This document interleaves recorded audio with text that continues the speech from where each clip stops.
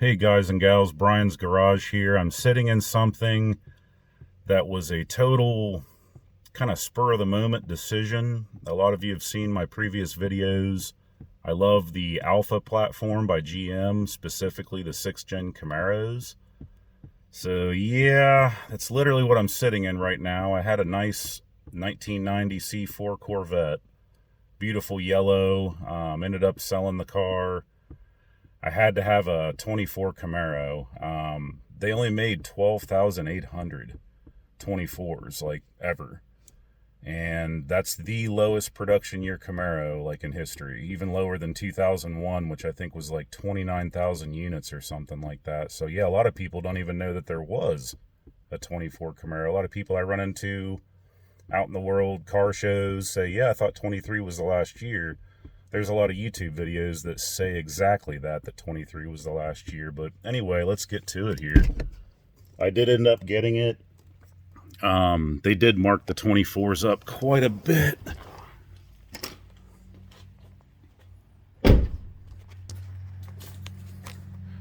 So here it is. I did end up getting the LT1 model. Pretty bare bones car. This is the Riverside Blue Metallic. Wasn't crazy about it. I mean, I'm not dissing it or anything like that, but I'm more of like a red, white, or yellow guy. Maybe even black. I've had a few black cars, hard to keep clean, but no RS package, no nothing. Yeah, the Riverside Blue Metallic's definitely growing on me. Just your standard SS or LT1 wheels. Got your LT1 badging right here. I love the look of that. To me, this is the Z28. Now, I know the 5th gen Z28 was like a track car, but I always thought of the Z28 as kind of in between the SS and, say, like your V6 trim. Like my '02 Z28, it was like, you know, no special hood or anything. The suspension wasn't quite as stiff as the SS, although these LT1s did get the full SS suspension. And I know a lot of these didn't. A lot of people said they couldn't see out of these very well, but I mean, to me, I get used to it. I don't even have blind spot monitoring or anything like that, but I mean, it's really not that bad to me. So anyway, in your LT1, you do get the SS front brakes. Yeah, I just kind of snuck in some titanium lug nuts I had there from a previous car. Why not? Now, one zonk, as Rady's Rides would say, one zonk I would have is that your back tires on this LT1 were factory 245s. Goodyear run flats all the way around, even in the back. So obviously something with this kind of power needs something just a little better. So I ended up going with some Nittos. These are the NT05s. We're running this on our 83 Firebird LS swap. These are 275 width tires. I mean, just much better with the grip. Of course, the run flats weigh a little bit more. I did do just the rear splash guards. I didn't do them on the front, probably for obvious reasons, the wider tire and everything like that. But yeah, I mean, it's as far as options, I've only got two on the entire car. No rear spoiler, no RS package. I do have the dual mode exhaust, and I did end up getting this with the Bose and the tech package too, which I like. You have the bigger touchscreen, looks a little nicer inside. Yeah, but I kind of dig these factory wheels. I may end up doing them in black or maybe white one day, and then doing a white GM style center stripe, just the single center stripe there on the hood and on the deck lid. But yeah, you do get the SS hood on the LT1, functional. Yeah, it's just good looking things. Yeah, you can't even fit your head out the side windows. And I mean, as far as stoplights, you got to kind of sit further back than when you're in most cars because that windshield's pretty short.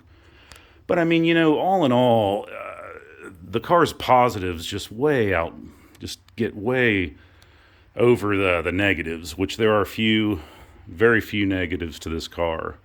The rigidity, the build quality, the handling, I mean, just how quick on its feet it feels. You know, a lot of people big misconception with these is they think these weigh a lot like, you know, say a fully decked out 2SS convertible. Well, no. I've actually got this car down to 3,450 pounds right now.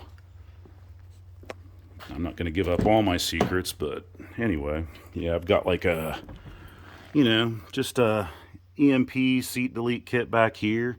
Couple $100, fits nice, looks nice. I mean, nobody's going to fit in these rear seats anyway. It's just, unless your child or adult has no legs. But yeah, just, I did add these leather knee pads on the doors, and then the knee bolsters on the center console area. It just looks nicer, kind of matches the other white stitching. It's more comfortable. Yeah, there's your larger touchscreen display. Just took my factory floor mats and got some vintage Camaro patches. Got those on there, kind of a neat little touch. So yeah, I got the Nittos on the back. I did the rear seat delete. I'm not going to go hog wild with this car. It's already very quick. Very, very quick. Of course. I had to have the TR6060 manual. Yes, it does have the 1 to 4 skip shift, which is extremely annoying. They make a little plug-in you can buy for about 20 bucks that'll get rid of that, although I've heard some people have problems with that, with it not disengaging all the way. So, I mean, there may be a tune in this car's future. Long story short, go ahead and pop the hood here. Okay, so yeah, I've done a little bit under here. That is the LT2 C8 Corvette intake manifold. Got to run a MAP extension harness, I'm sorry. Ended up getting that from Guage Performance. You know, they were having trouble getting these manifolds, supposedly. By the time it was said and done, it's about 450 bucks. They'll modify it just to fit an LT1. So I just did the modifications myself. Kind of made some modifications to my brake booster line, nice and stout, leak free. Just ran an AN fitting to the back there. As far as other modifications, I mean, I reused my original throttle body gasket, my runner gaskets from my LT1 manifold, which is sitting right over here. You know, you just take these out and they fit the LT2 manifold perfectly. So yeah, I just thought it was different. A lot of people don't like the wrinkle red paint. I do. I'm working on a C8 engine cover here. Got a little details here, like I kind of hand did this. Just something to make it a little bit different. The LT2 manifold's definitely nice. You get a little bit, well, quite a decent amount of little power increase up top in the RPMs. I'm just running a K&N drop-in filter. I did port my own throttle body, just a mild port, smooth out the ridges. Definitely seemed to pull a bit harder in high RPMs as well.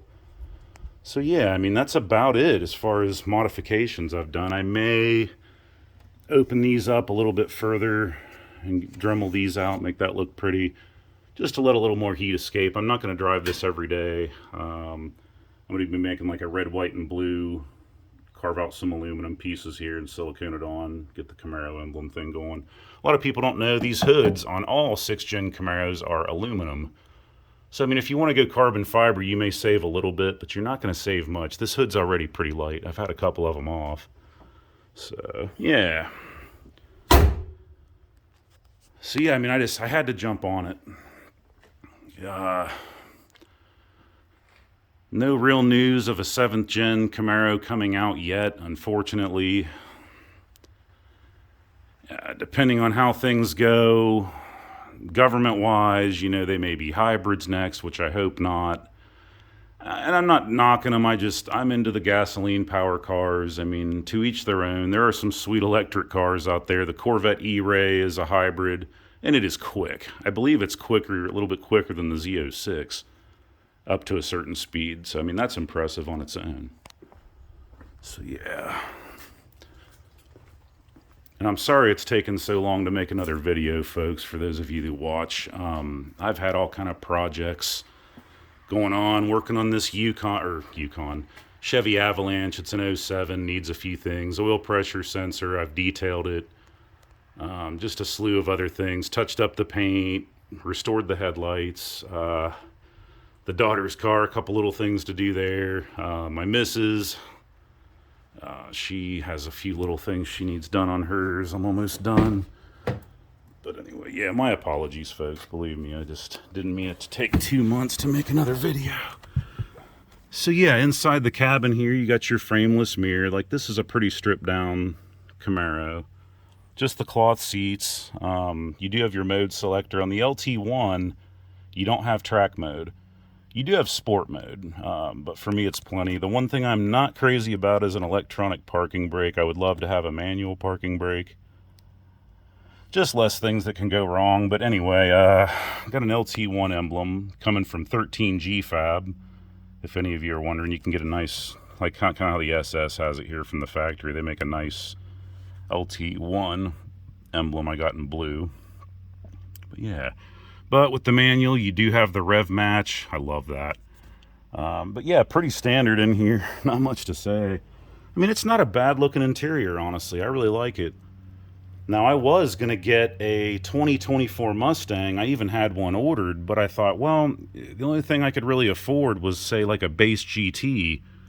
And I love the dual throttle body intake open. You know, I love that. I love the sound of those cars. They're sweet. I love the outside, and I like the inside quite a bit, but I just can't quite get over how it has either the one or two just giant TV screens. I am not into that at all, unfortunately. But yeah, and another reason I ordered this is, you know, your standard GT came with, I think, 354 gears. Obviously no options, so the Mustang would have had a manual as well. It was the Getrag 6-speed, not nearly as good as this TR 6060, so I got better gearing, better transmission. And this thing does sound pretty good. It does have the factory dual mode exhaust, and I did do a resonator delete secondary, and it sounds pretty good. I've already cold started it because I wanted to get it a bit warm before the video, but here you go. I'll give you a little bit.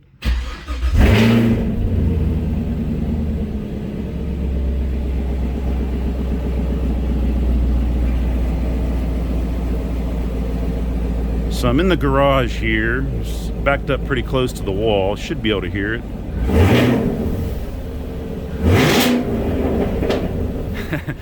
I mean, that's fine. That's fine with me. I really don't need to do a crazy loud exhaust or anything like that. It's plenty loud enough now, and I mean, it's pleasantly, you know, it's quiet enough. I did do the fuse pull as well, which keeps the valves open all the time.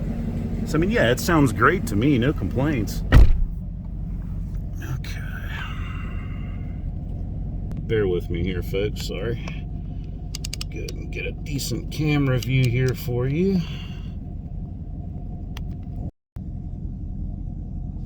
Nothing fancy. Just, as usual, my cell phone and shoddy camera mount to my window.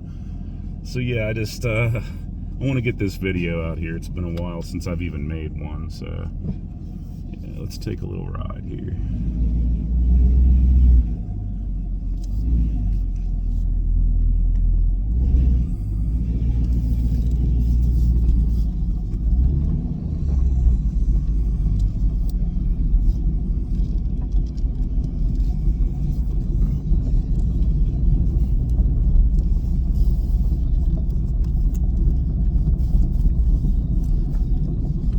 Seats are very comfortable, just, you know, really soft foam, kind of bolsters you in pretty decent. I mean, for a factory seat, it's not bad. Not bad at all. I had a 6th gen 4-cylinder Camaro once. It was a 1LE, kind of a rare car. Anyway, it had the Recaros, which looked awesome and held you in just a little bit better, but extremely uncomfortable, at least for me on long trips.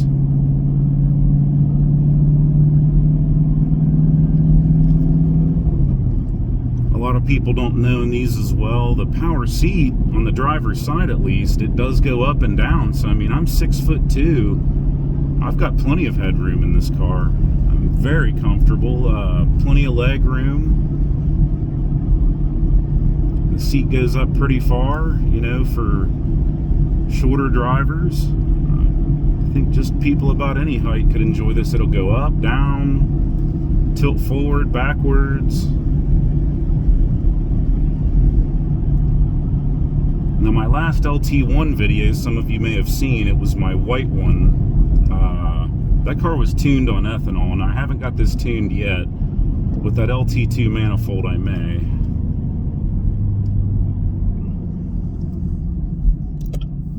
But yeah, that car was pretty quick. I also had hvac springs on it. It seemed to handle railroad tracks just a bit smoother, but generally speaking, I may just leave this suspension alone on this car. It rides really nice. Handles really well. Just the grip on these things, the rigidity, the Alpha chassis in general, to me is just amazing. To me, for what you get, just such a bargain.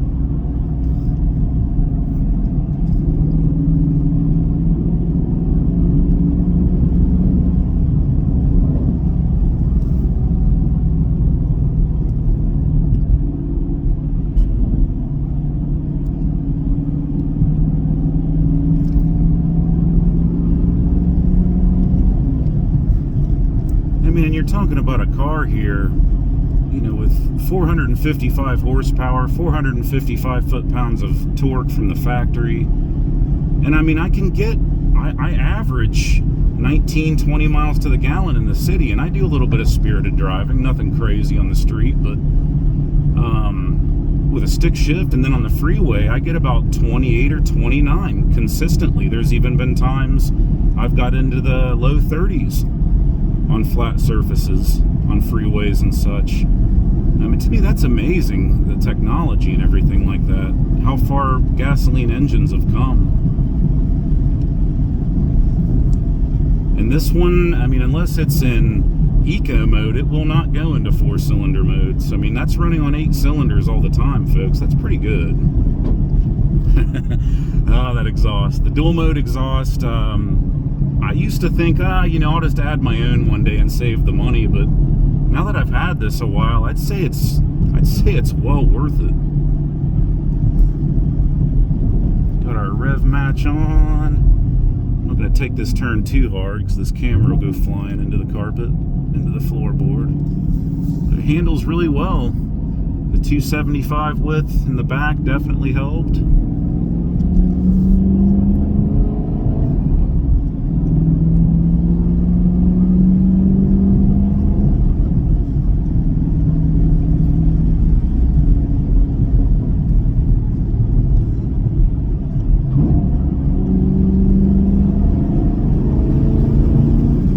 Comes out of the turns really well. I mean, it's just so responsive and quick, eager to dive into turns.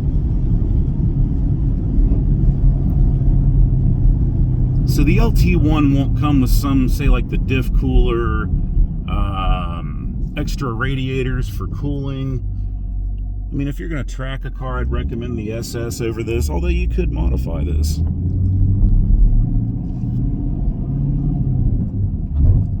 Skip shift, yeah. I'll probably go ahead and end up getting the tune since I have the manifold and a few other little modifications, and plus they can tune that skip shift right out.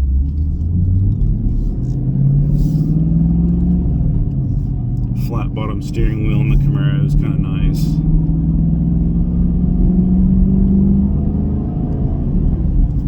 Gonna let it warm up a little bit more, then I'll climb into it a bit.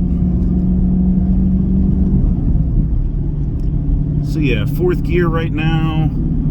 Show you the rev match, how quick it is. It's really nice. So 4th gear, doing 2,500, 3rd in it.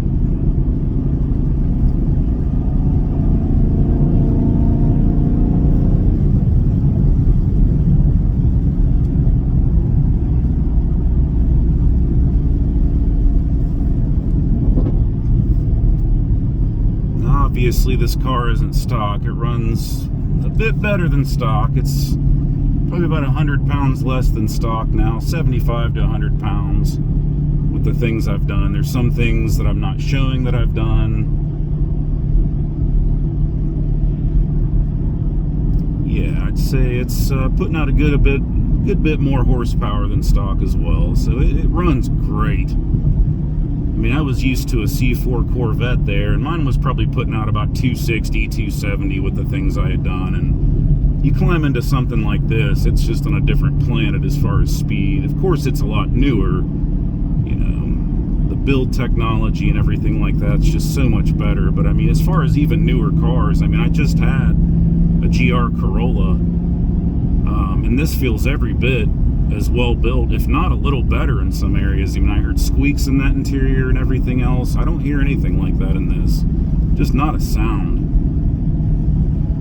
And this is actually, folks, this is my sixth gen Camaro. I've had a few. This is the second LT1. The first brand new car I ever bought was a 2017 red 2SS Camaro. Loved it.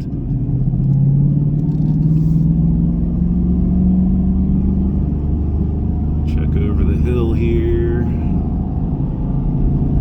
And on the pedal.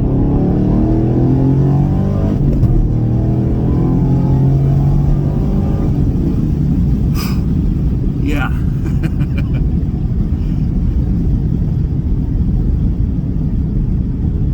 It's quick. I mean, they're just quick. Dad's C7 Corvette has the manual transmission. This pulls just about like that one now. It's probably not quite as quick 0 to 60, because that car is actually lighter than we both thought. I'll get into that another day, but yeah, that's what it feels like. And it just, you get past $5,000, the car before the LT2 manifold felt like it fell on its nose just a little bit before 6,000.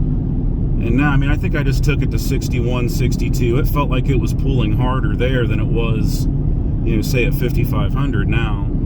That intake really gives you that edge up top that the car was missing from the factory. Not a huge edge, but a noticeable difference up top. And you don't lose really any torque down below with this manifold. I like the LT2. It's a bargain, especially if you modify it to fit this yourself. I spent $190 on the manifold, bought the harness and a little adapter for the brake booster fitting in the back. And it cost me another $50, so $240 invested. Ported my own throttle body. I mean, I saved a few $100s doing that stuff myself. Maybe I'll do some how-to videos on that, how to do the throttle body and modify the LT2 manifold to fit. But I mean, there's plenty of videos out there. I just watched a couple of them. It's not that bad. I mean, just the biggest risk is just make sure you take your time tapping the back of the manifold and get all your plastic shavings out, what little bit there is. Make sure you seal your brake booster fitting. Anyway, back on the car here. Yeah, I probably just gonna do an E85 tune on the car, other than what I've done. I've already got an E85 sensor. I've just got to hook it up. I've used it. Lethal Camaro there on YouTube. Super cool guy, nice people, nice family. Haven't met him in person, but I mean, he makes a nice E85 kit he sells for a reasonable price. It's made out of all GM parts, quality parts. Not too bad to hook up. Anyway, I had to give him a shout out. Yeah. When I first bought my 17SS, I was just watching all his videos, you know. Yeah, pretty cool guy, pretty informative too, if you want to get into these 6 gens. But yeah, this is the last of them, 2024. Wish it wasn't so, but you know, a lot of people, like I said, have trouble. Said they complained about the visibility. Do I think it's that bad? No. But yeah, they say the Mustang is a little bit easier to see out of, more usable every day. The trunk space in this is actually not as bad as people say. It's just the opening is small, but once you're in there, it's pretty good size.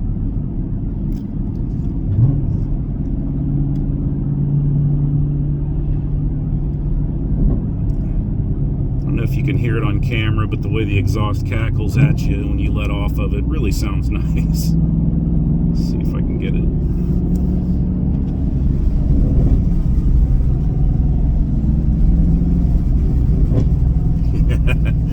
Yeah, the secondary delete, I can definitely recommend that too. They used to sell some pieces that made it easier. I ended up having to go with Wildhammer Motorsports. I just bought their whole X-pipe, and basically I like the factory double helix X-pipe. The other one was just like a single X pattern, but the double, it kind of gives it a little bit of a factory louder sound, which I'm a huge fan. So I had to buy that whole setup and just ended up using the front section to delete the secondaries, but I love the sound. Definitely a little bit of a performance difference. Not huge, obviously. I'm still running my primaries and everything like that. I want to keep it within reason.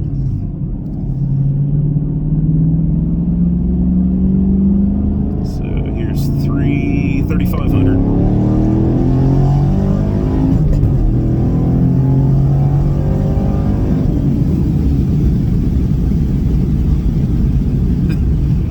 Gets busy. It really gets busy. You know, you take a little bit of weight off the car and you add some power. That's my thing. I love doing that. Gives you a bit of an edge over the rest of them out there. Transmission, I mean, the TR6060 is just wonderful.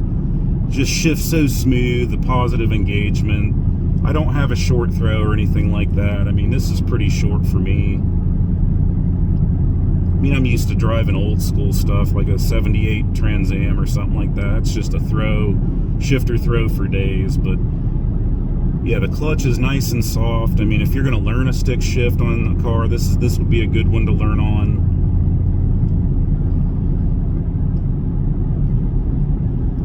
Just a wonderful car. I mean, and I got such a good deal. I mean, I got like $5,000 off of this car. It had about 3,800 miles on it when I bought it. Now, usually I wouldn't buy a car like this used, but I kind of knew the guy that sold it to the dealership, and I know like he changed the oil early, like a break-in oil change. He didn't beat up the car, and it was bone stock, which is nice.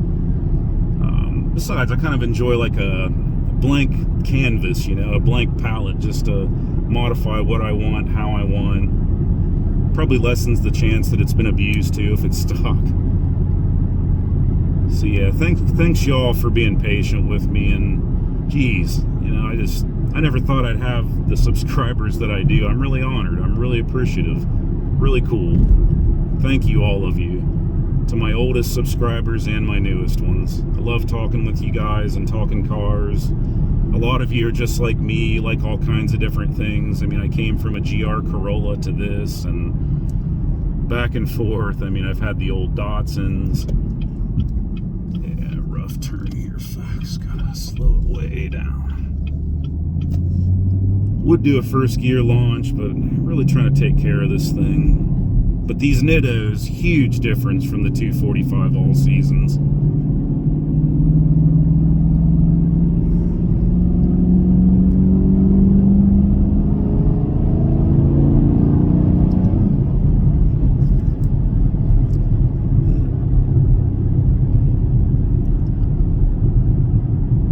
Day for a drive. So yeah, I mean, you know, I would say if you're going to get one of these, the 24s are pretty hard to find, being such a low production year. Grab one now if you can. I mean, they don't make them anymore, folks. I mean, even some of the or like the original like GM parts, like these knee bolsters, they're really getting hard to find now.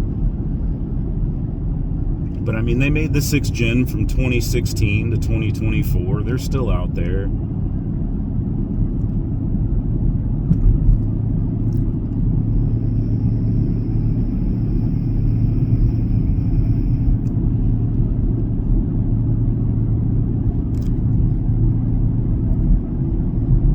Just a really nice place to be in here.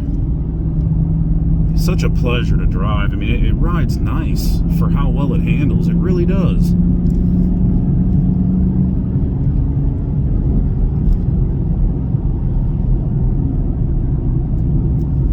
A lot of fun, a lot of everything for the price. This car stickered with the dual mode exhaust and the technology package. It's stickered for about 42 and a little bit over 42,000. And I ended up getting it with 3,800 miles at the time. I paid $36,500, which to me was a steal. I had to get it. It was like the lowest price one in the country. Yeah, I just had to. Squeeze through here.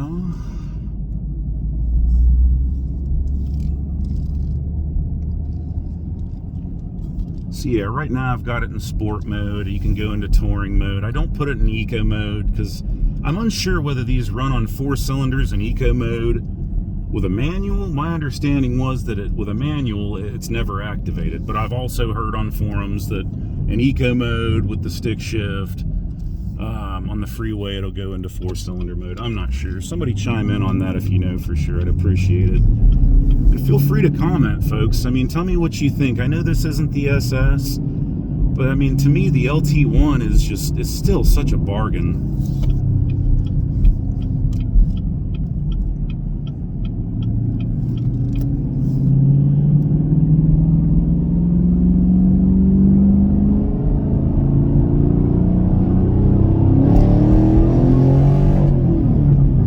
So, I mean, you hit it and it is right now just gone. The Nittos bite, and I mean, it's 58 degrees outside and they still grip pretty good. I'm sure once it drops a bit more, they may spin, but like I said, huge difference over the factory 245 all seasons, the run flats. So yeah, folks, thanks again. Sorry it took so long to make a video. I'm gonna do some more things to this car. I'll keep you guys along for the journey. Thanks for watching. Till next time.